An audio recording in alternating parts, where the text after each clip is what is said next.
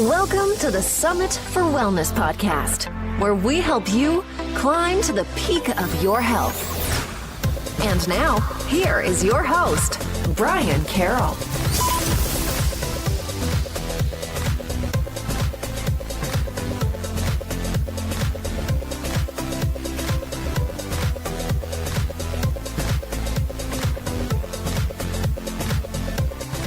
Hello, and welcome to episode 72 of the Summit for Wellness podcast. I am your host, Brian Carroll, and today we have Tara Hunkin joining us to talk about neurodevelopmental disorders in children, especially ADD and ADHD. The rates at which kids are being diagnosed with these conditions has increased dramatically over the years, so we will be talking about why the rates have increased, what to do to support your child who may have these challenges, signs and symptoms to be aware of, and quite a bit of information to provide the best care for these children.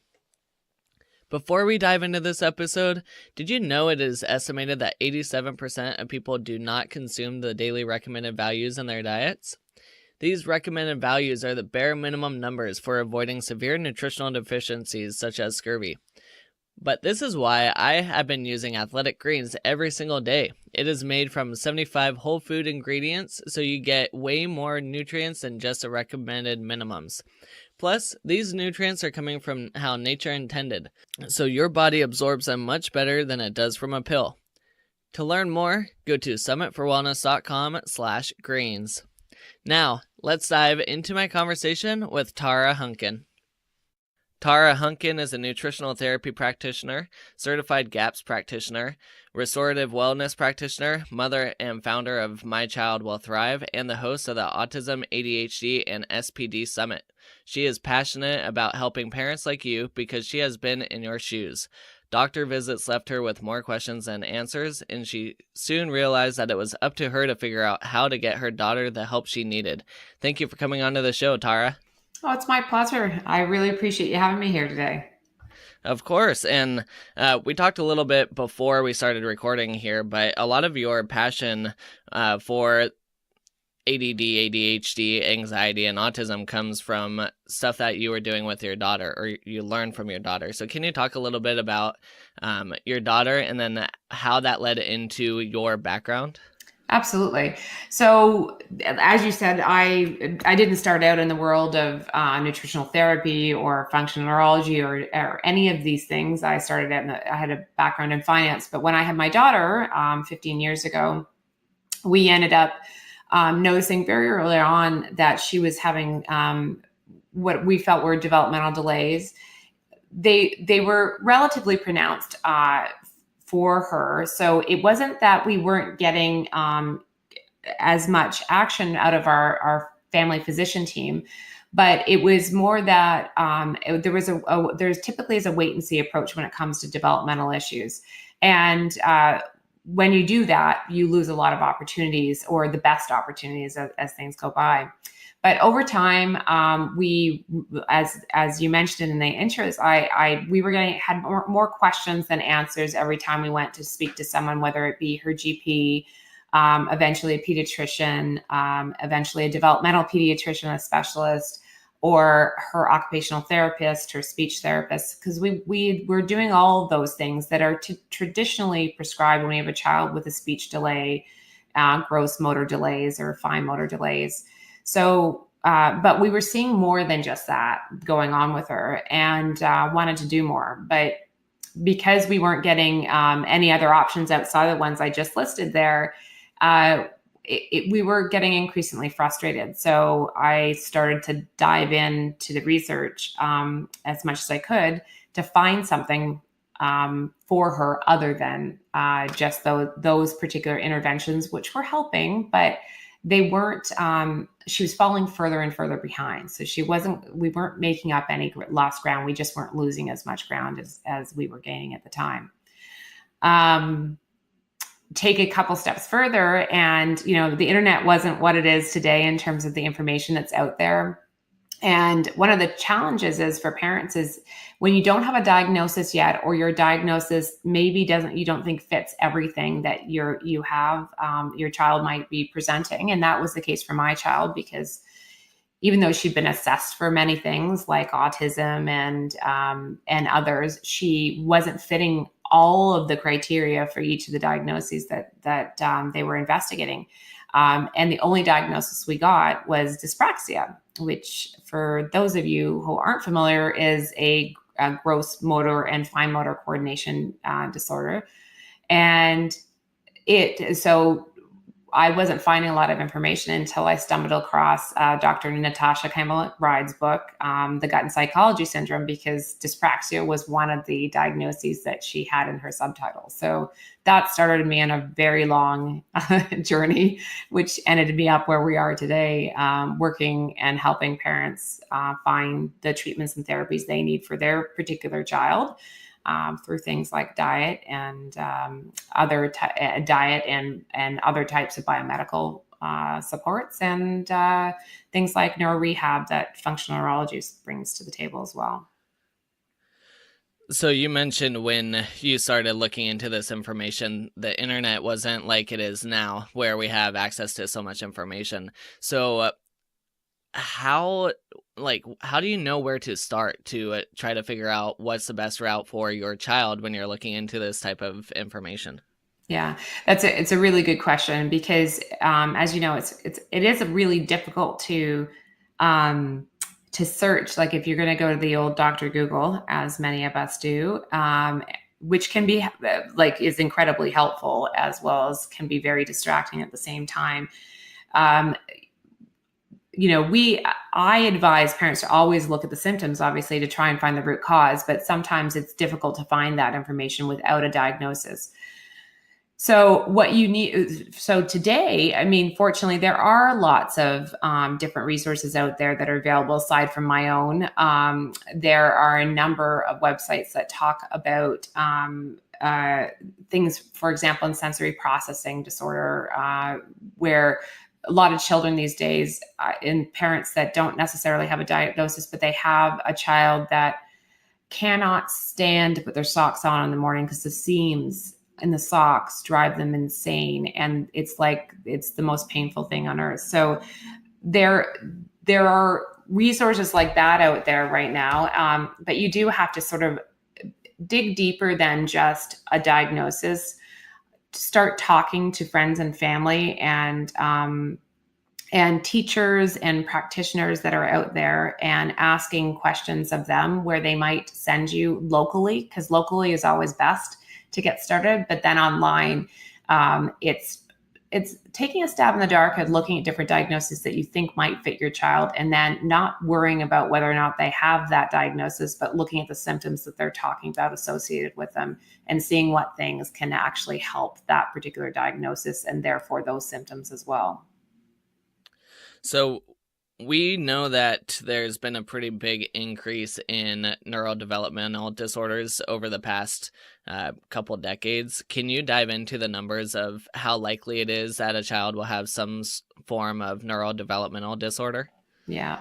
I mean, when you look at the stats, the numbers come out differently depending on where you get them from. So it is tricky, but I think the most important thing that we as a society have to recognize is that the rates are increasing rapidly, and it has a huge impact, and from a socioeconomic standpoint, not just on an individual child standpoint, which is from a parent's perspective is heart-wrenching and so difficult to see your child suffer this way. But the latest data from the CDC, the report that came out in 2018, but it was looking at 2014 data, had the rate of autism at 1 in 59. And that was a 15% increase over the report from 2 years prior to that. So that's looking at 4-year-old data to come out with that report. So that just gives us an indication of what we're seeing now. And that's just autism.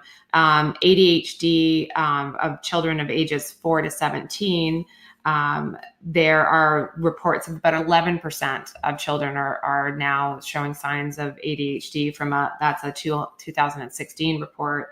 And that's up substantially from the 11% from it's up substantially from the 2003 report that's had it at 7.8%. So those rates are going up. And what's even more concerning is that just because your child has one diagnosis, there's a lot of comorbidity in neurodevelopmental disorders. So when that same report came out, they noticed that 64% of those kids that were diagnosed with ADHD also had other neurobehavioral disorders, such as 52% had some kind of a behavioral issue. 33% of those kids also had anxiety. 17% of the kids had depression. 14% of the kids that had ADHD also had autism, and 1% had Tourette's. And that's just one report that I've seen. I've seen other reports from I believe it was the World Health Organization's report that came out, I think, a year and a half ago, was noting that we had 1 in 14 children now with a neurodevelopmental disorder. So wow. No matter how you look at it, and then you have researchers like Stephanie Senna from MIT, and she's predicting that we're going to have a rate of autism, if it continues on the same trend, of 1 in 2 boys very shortly. And that is frightening on many, many levels. And then, of course, begs the question, why? Why are we seeing this? Are boys more likely to get autism than girls? Yeah. So boys are 4 times more likely than girls to get autism. And again, that always begs the question around the genetic aspects of it. And I don't think we have a clear-cut answer on why we're seeing that. But we do know that the boys do have, and there's also a diagnosis aspect of that. So a lot of people are arguing that these rates are going up because the diagnostic criteria is changing, so they're capturing more diagnoses. That may be true to some extent, but the reality is that as I mentioned with my own daughter, she has a number of significant challenges she had to overcome. And she was just off the diagnostic criteria. So we also have a whole onslaught of children that aren't being captured within that diagnostic criteria that are having challenges as well. And it doesn't really, even if the diagnostic criteria is changed and we have better identification, it really doesn't account for the rate of change that we're seeing.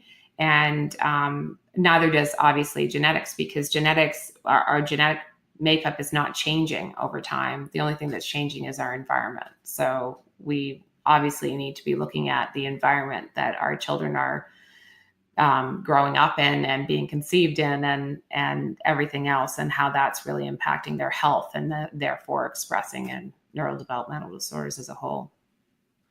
Is there a common age range where most of the diagnoses are found, or is it very individual? Yeah, well, I'd say that it is individual, mostly because certain of the diagnoses, like autism, although kids are being diagnosed a lot earlier, typically the severity is more. They're being diagnosed earlier. The process to diagnose and the types of testing, sometimes it's really hard to be definitive in a diagnosis early on. So when I say early on, I'm saying ages 2 to 5. Part of the challenge is right now, too, we do not have enough people that are trained appropriately to diagnose children with things like autism. And in terms of ADHD, yes, that sometimes the diagnosis comes really early.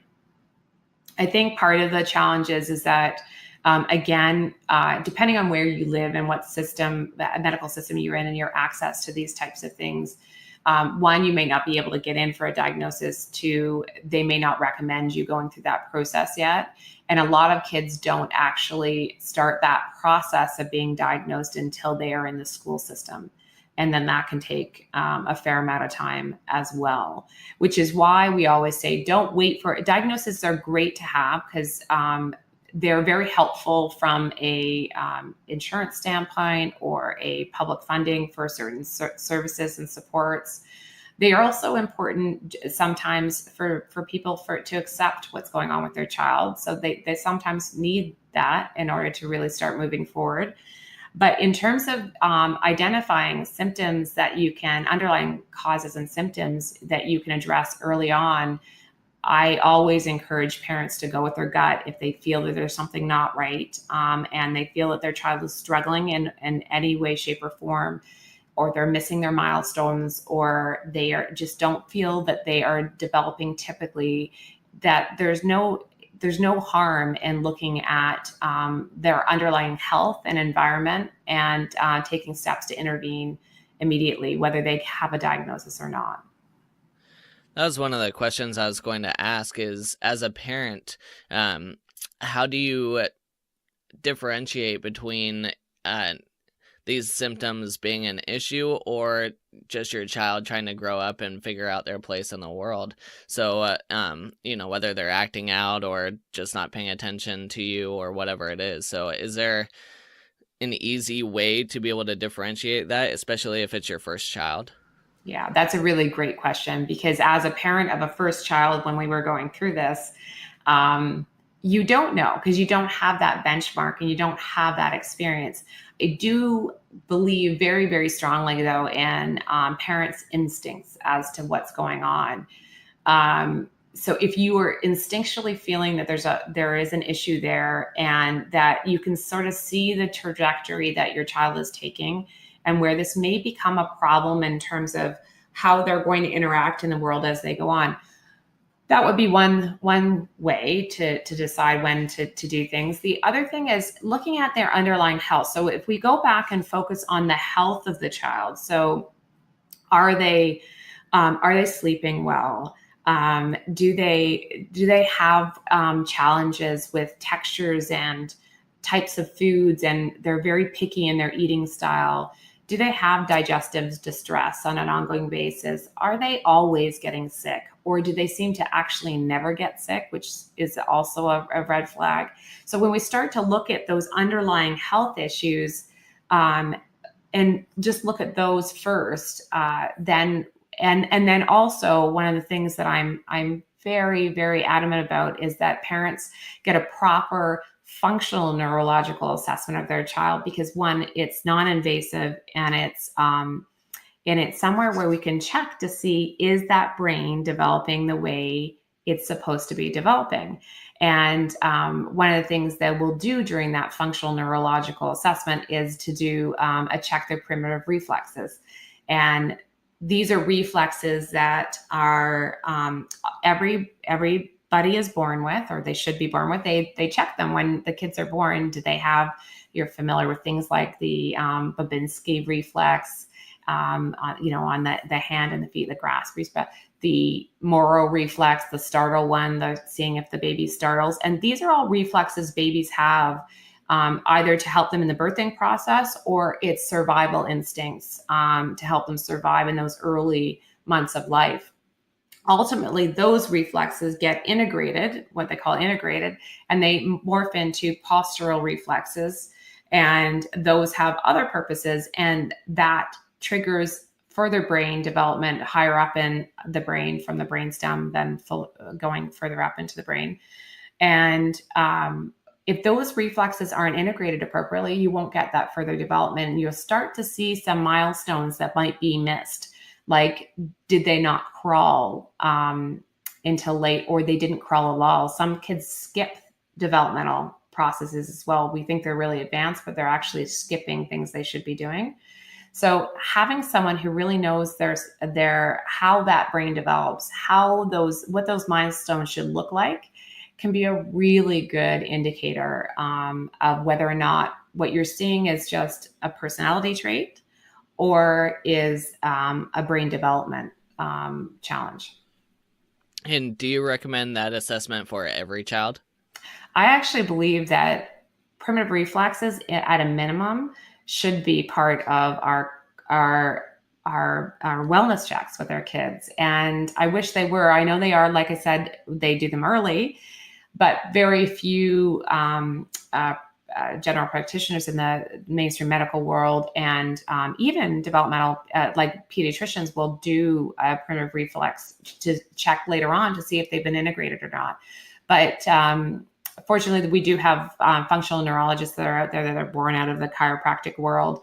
And they do a full functional neuro assessment, and they'll do more than that. They more than primitive reflexes. But I do wish that someday a primitive reflex integration test at a minimum would be done at the standard wellness checks when kids go in at different points in time.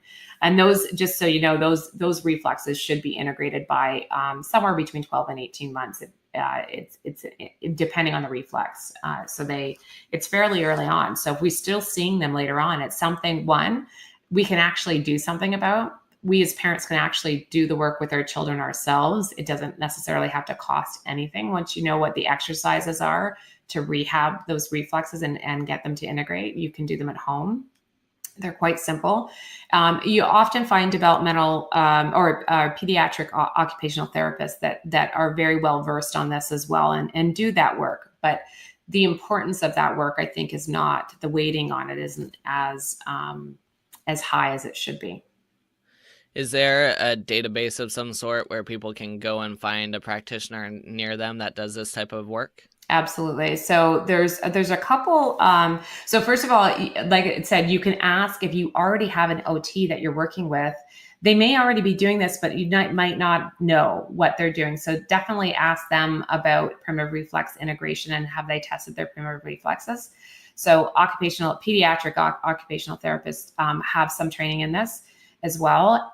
But then beyond that, there's a couple different, one would be IAFNR, so the International Association of Functional Neurology and Rehabilitation. They have a member directory for the people that have been through their programs, and basically they have a chiropractic neurology diplomate designation and training. And also the Carrick Institute, which was where functional neurology was originally came out of, and they have a directory as well. And in addition to that, there are other types of movement therapists. One that comes rhythmic movement therapists, and I'll give you the links to these, Brian, and that also look at primitive reflex integration and even beyond that as well. So there are actually more and more resources of that sort, but then there's also books that are great that are out there that parents can look to, like Dr. Robert Melillo's Disconnected Kids book. He actually walks through the primitive reflexes and how to integrate them as well. And we'll have all of those links in the show notes at summitforwellness.com/72. So if people want to find those links, that's where they will be. Okay, so the big elephant in the room, and you briefly touched on it earlier, was what's causing these neurodevelopmental disorders? Is there any ideas of what might be leading up to these increases? Yeah, I mean, it is a big question. And it's funny, it's one that I'm asked almost every time I get in an Uber on the way to a conference and someone asks me, what do you do? And why is this happening? I mean, as like you said, I touched on it before, we're having a very rapid increase in the rates of these challenges. The only thing we can really logically look to is environmental factors. So when we talk about that, we can talk about generationally, how has the environment that we are exposed to every day as parents, and then obviously having these children, and the children themselves, how has that environment changed so drastically that it's impacting the health of our children? And I think that what we're seeing is parents that have been exposed to, we're a few generations into a lot of changes.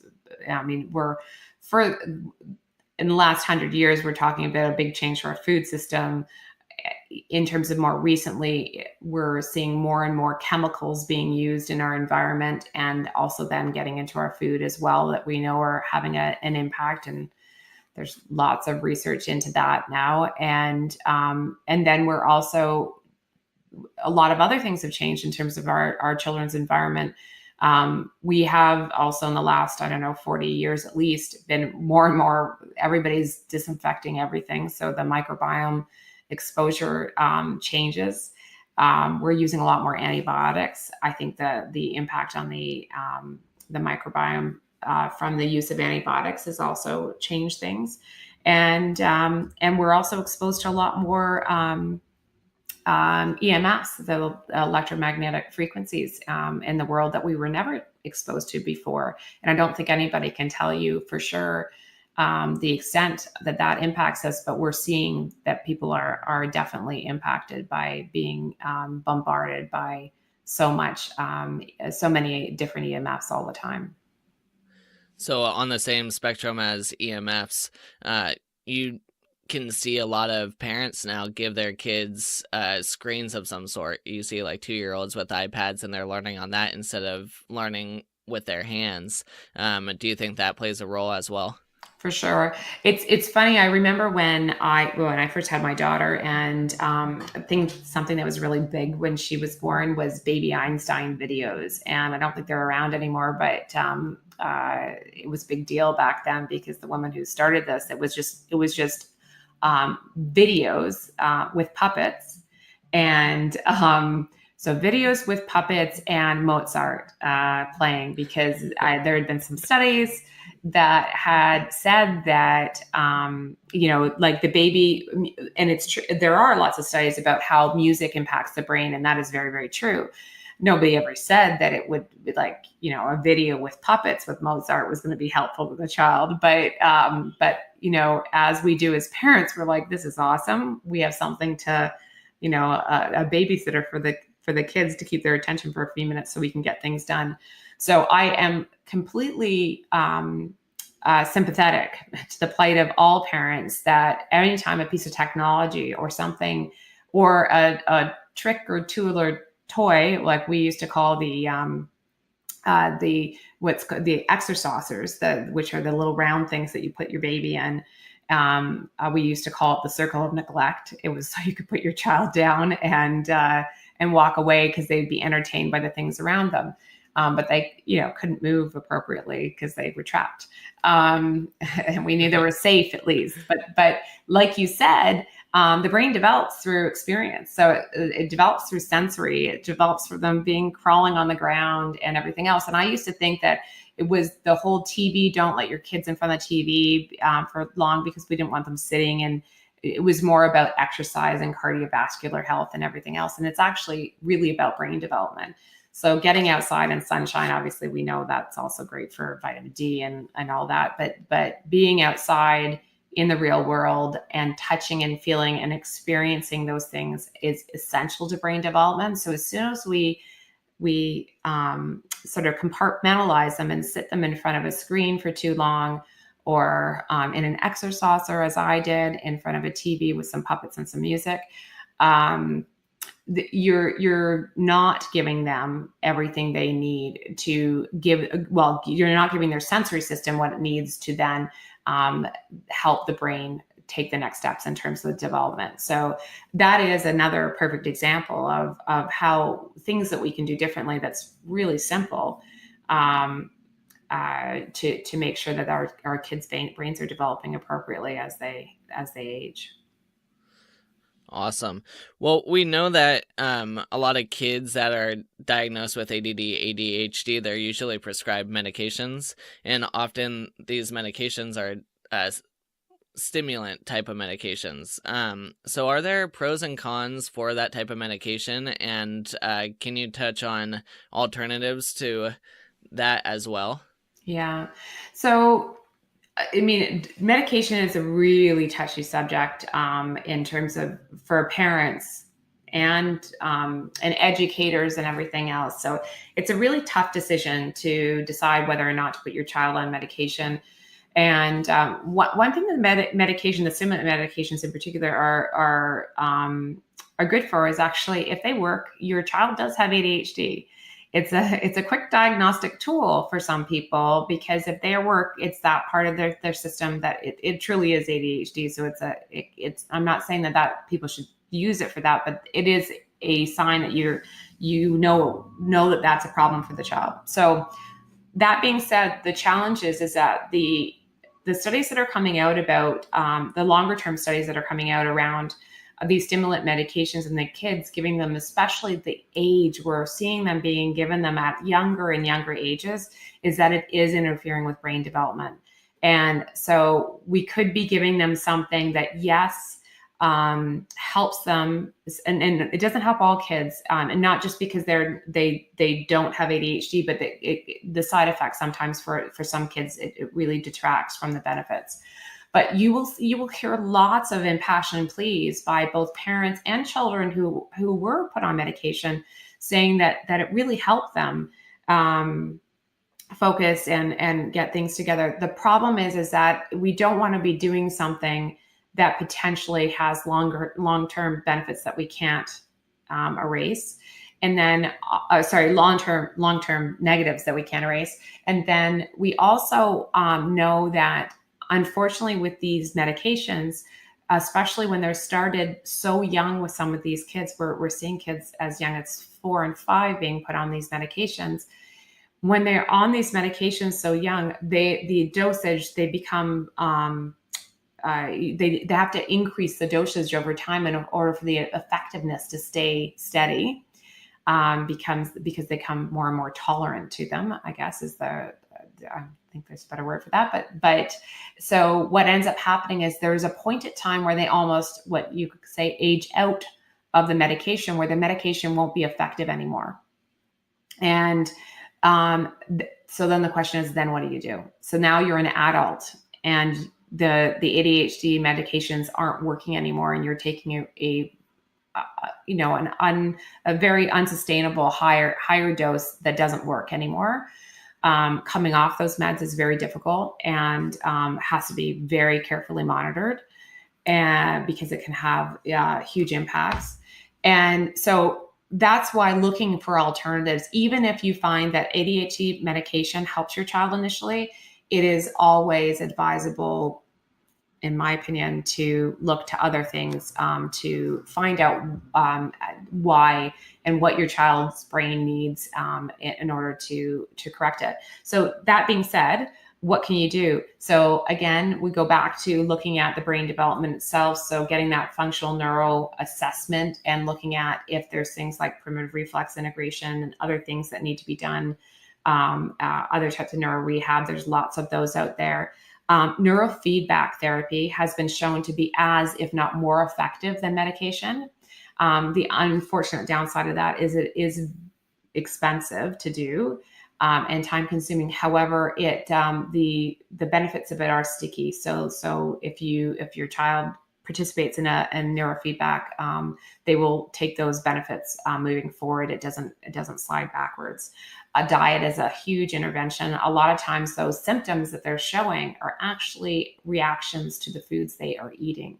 So identifying that, working with a nutritionist that knows a lot about those things to identify the foods that may be causing the problems, or it could be a microbiome imbalance, again, that's causing a biochemical reaction that's causing your child to have certain behaviors, having trouble focusing. And as adults, I think we know that we all have some of these. That people start joking as they get older that they have adult ADHD or ADD because they can't focus anymore, brain fog. It's the same things that cause those in adults that can be causing it in the children as well. So there's lots of other things that can be investigated outside of medication. But again, there's no shame. I understand the plight of parents that are really trying to do the best for their children. So there is no judgment in whatever they choose. And a lot of times when they're making the decision for medication or not, they don't know of other options either. So exactly. Yeah. That's and the that's thing they know. Yeah. Well, that's the thing, is that we can't beat ourselves up about what we didn't know. If I did that, I like I said, I put my kid in the circle of neglect. I put it in front of a video of a puppet playing Mozart, and that was the right thing to do. I mean, I made a million mistakes along the way, and why I'm doing what I'm doing these days is really to help other parents make not make the mistakes I made and hopefully benefit from what we went through. So you're a GAPS practitioner as well. So you're definitely looking at the gut and how that is associated with our psychology. So do you notice that a lot of kids have digestive distress? And if so, is that playing a big role in their disorders? Absolutely. So in particular, I'd say in all these populations, so it's not more one than another, but parents of children with autism, almost every child has a digestive issue. Chronic constipation is a real problem.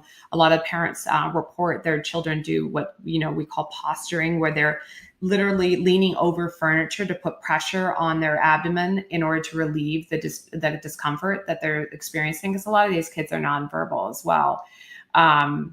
If you can imagine not being able to express the discomfort, how that's going to come out in other behavior as well. And that often happens for young children too, that might have signs and symptoms of ADHD. It may be a behaviorally related to what's going on in their guts as well. And what happens is when, as you know, as a nutrition therapy practitioner too, is when we don't break down, for example, the proteins that our children are ingesting, they're also then not breaking those down into the components and being able to create the neurotransmitters that are essential for regulating and balancing out those emotions, and in terms of which ones are excitatory versus suppressive. So these are the things that we want to look at. Is we want to go back down to the basics of making sure they're getting great nutrition, they're able to digest their food, and ensuring they don't have this digestive distress that ends up causing other symptoms as well. Have you heard of amino acid therapy at all? Yeah. And if so, do you use it in your practice? Yeah, I have, we trial things from time to time, and I certainly did early on with my daughter too. Trudy Scott is a fabulous practitioner of this, and I refer people to the work that she does in amino acid therapy. She mentored under Julia Ross as well. And yes, a lot of parents find this can be incredibly helpful as they figure out what the underlying root cause is. So if you find that amino acid therapy is working for your child in terms of, like, for example, if you're using GABA to help them calm themselves down, then you know that we might be dealing with, it could be the digestive process, that we're not getting those components to make GABA. But we also know too, as Dr. Karazian teaches, that there's a good chance that calming effect happens. We have a leaky blood-brain barrier because it's, for example, GABA amino acid is a very large molecule, and it shouldn't go through a tight junction like the blood-brain barrier. But if it is helping, and he feels if it's calming, then it is, you are likely dealing with a leaky blood-brain barrier, which gives you also an indication of what else might be impacting that brain that shouldn't be, and gives you something a clue to go on and where to work with your child.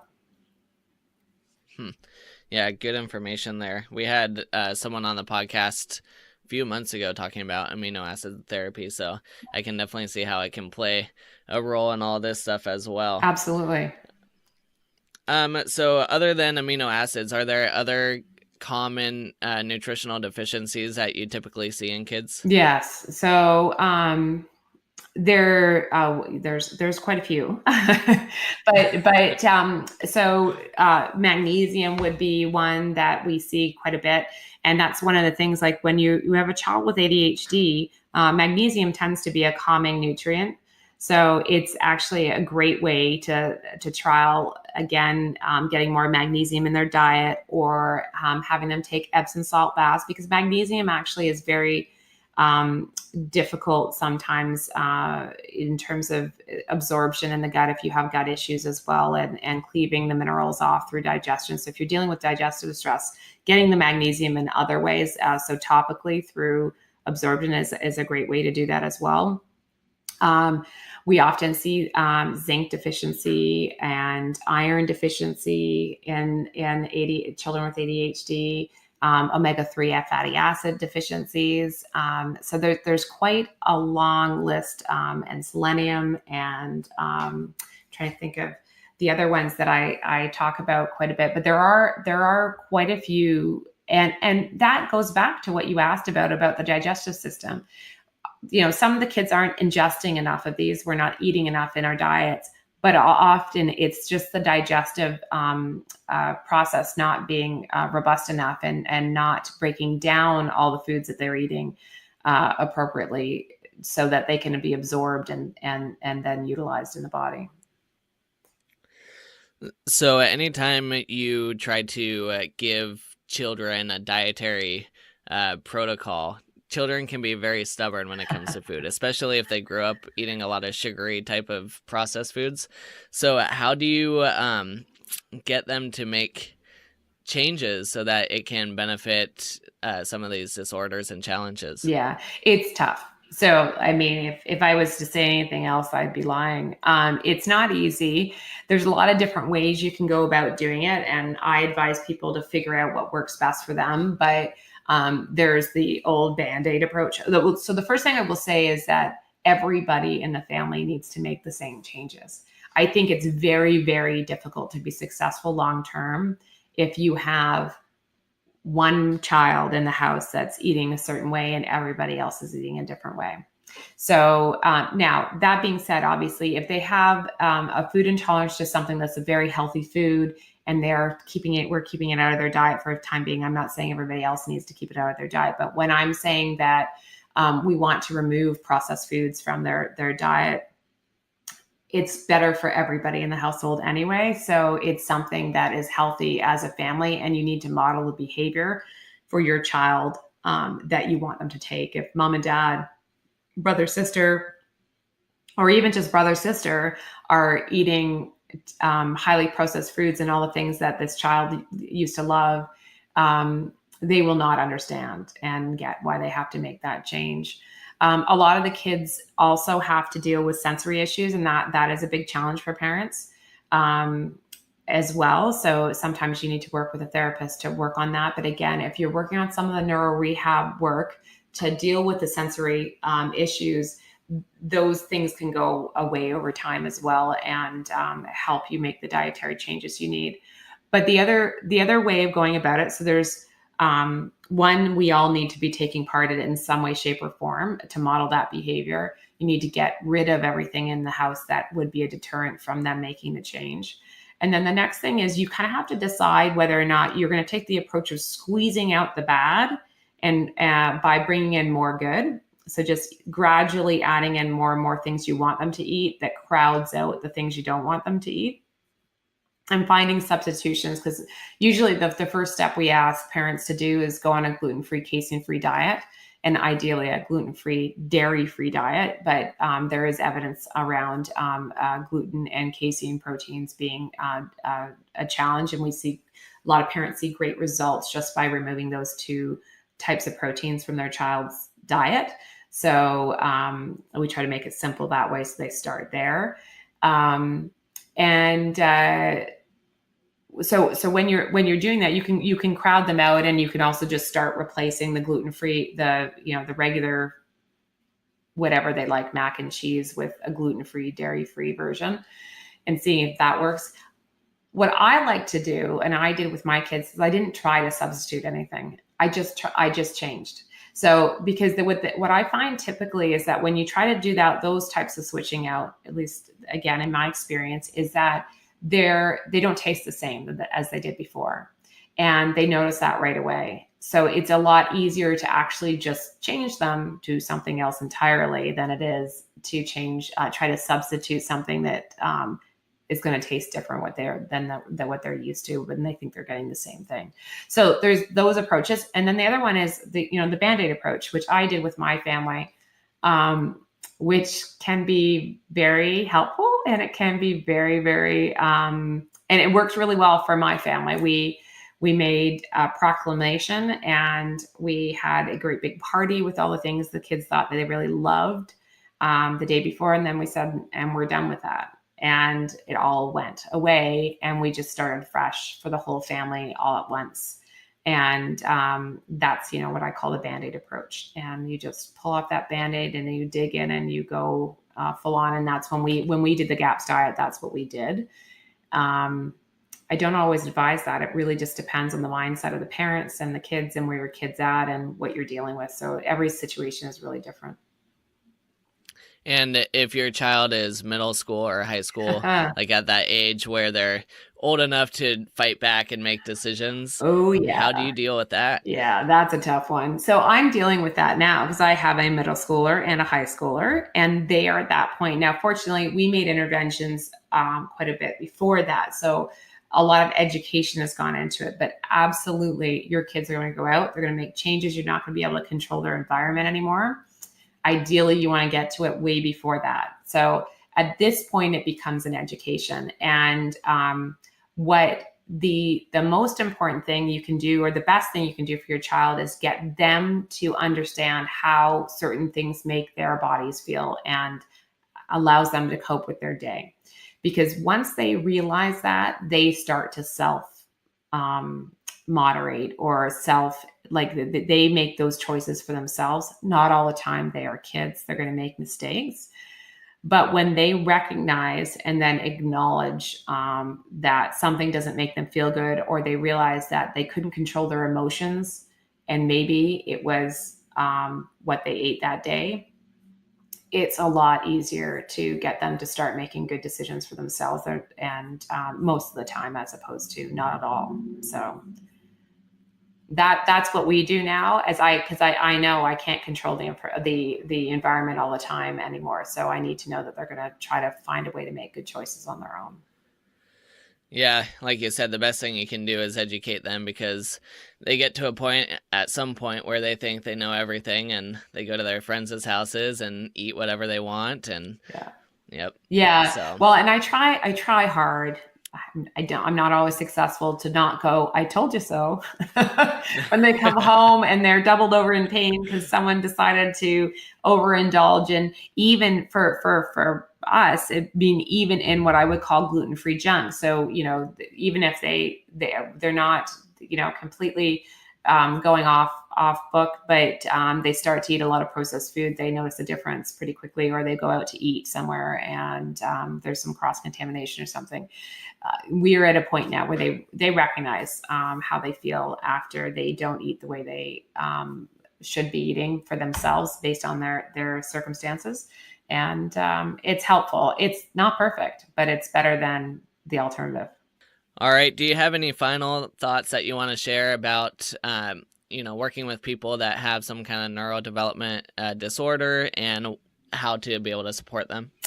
Yeah, I think the best thing that parents can do for themselves is cut themselves a lot of slack. It's not easy. You are not going to get it right on the first go. But the one thing I do tell everybody to do, and it's not something that we love doing, but it's documenting everything. And when I say everything, I mean everything. And this is because it gives you the best clues on how to get to the right solution for your child the fastest. And that is, so watching those trends and documenting everything, I advise people to keep a very detailed medical history. You're typically going in for a lot of appointments, a lot of different places, and every place has a different intake. I recommend everybody keeps copies of any intake form they fill out.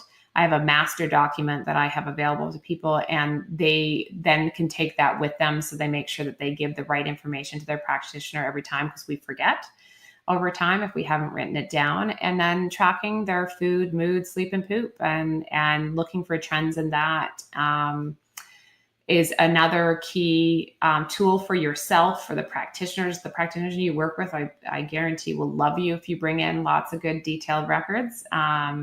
And then also understanding why you're taking on any particular treatment or therapy. We need to know why we're doing something, what to expect as an outcome, when we should be reviewing what we're doing. So we set our expectations, and we understand why we're doing something so that we have the motivation to keep going when it gets tough. So it really isn't an easy path, but it's doable. And fortunately, there's more and more resources out there to help you along the way. Awesome. At this point, usually I ask people what their morning routine is to help prepare them to be at their best health possible. But since you have a child that has challenges as well, and you're a parent, I would love to know, what is your morning routine that prepares you to be able to deal with the challenges from your children and to be able to support them the best that you can? So my morning routine. So the best morning routine. I don't always have the best morning routine. I'll tell you that. So again, it's about cutting yourself slack when you have kids that have a lot of stuff going on. But actually, one of the best things you can do for yourself is to look after yourself when you have a child with a special need. So when you have a child with special need, if you aren't looking after yourself, you're going to at some point have some kind of a health challenge of your own, and you won't be able to look after your child. So it's about planning the day in advance, especially with kids with special needs, because that keeps our sanity intact. So knowing what you're going to feed them each day, and planning in advance for that. And, trying to find 5 or 10 minutes before the day gets started to actually have an opportunity to take a moment for yourself and do something you really like, I think is really important. I recently acquired something that's I'm very fond of. It's called a brain tap, and it has meditation, different audios that go with it, but it's also it has a visor and headphones. So it's a combination of listening, and it also has binaural beats and also some lights that go across, and it's all to stimulate the brain into relaxation or meditation state. And I find it incredibly helpful to sort of take away the stress of the day, even before it gets started. So either in the morning or in the evening, I like to do that as well. Awesome. Well, people can find you at mychildwillthrive.com, and they can find you on Facebook, Instagram, and Pinterest as well. Can you tell people what they can find on your website? Yeah, so I regularly write about all these things like we were discussing today, from everything from primitive reflexes. You can find a great free resource on all the primitive reflexes that we like to look at, and how, when and how they integrate, and the symptoms, signs and symptoms that they haven't been integrated are there. Everything from that to all about the GAPS diet, the different nutrient deficiencies like we were briefly discussing today. And obviously also resources outside of My Child Will Thrive, where you can find help of the different types of practitioners that we were talking about. And then I too post my podcasts on there, so you can either listen or read, depending on whether you like that one or the other.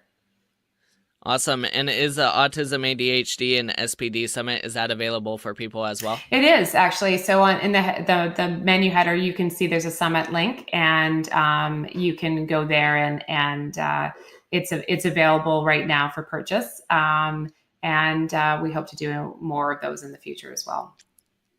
Awesome. Thanks, Tara, for coming on and sharing so much information about ADD, ADHD, and neurodevelopment disorders. I know there's a lot of people that are dealing with kids that have something along those lines. So thank you so much for sharing so much valuable information with us. I appreciate your time, and thanks for all you do with your podcast to help everyone. Well, there you have it, folks. Tara brought on a lot of very valuable information, especially if you have a child that's suffering from any kind of neurodevelopmental disorder. So, I know she dropped a lot of different references and talked about a lot of different links that you can check out.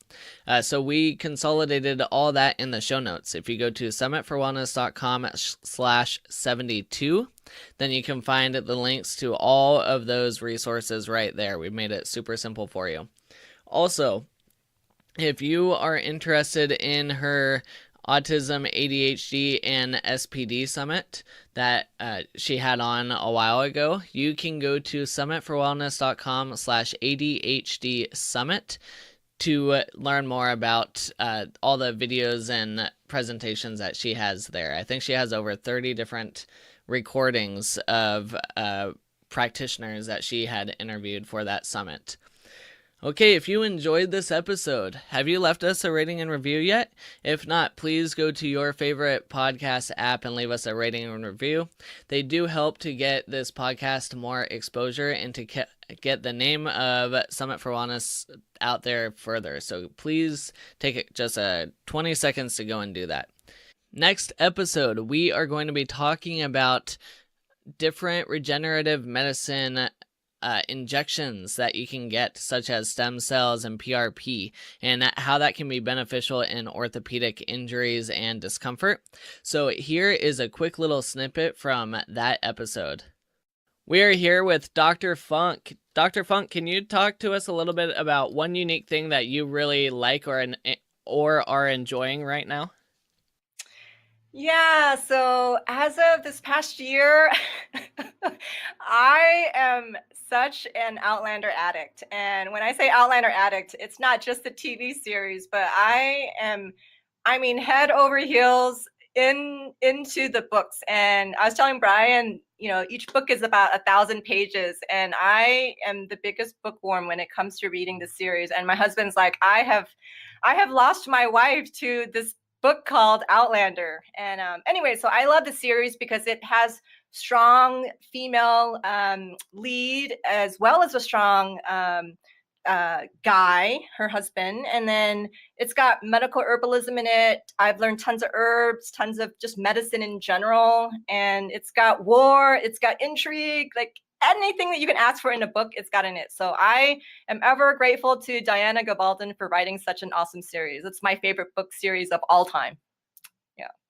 So I've never read or watched The Outlander. So what is better? Is the TV series better, or is reading the book better?